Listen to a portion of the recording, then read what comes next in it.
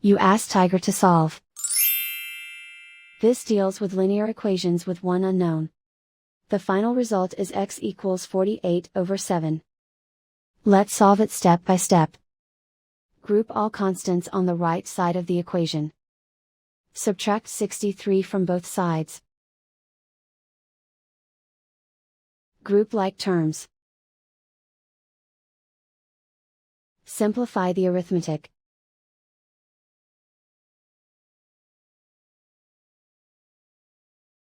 Isolate the x.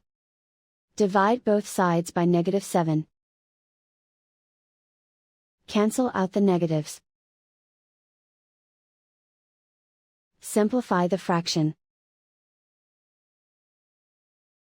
Cancel out the negatives. And so the final result is x equals 48/7.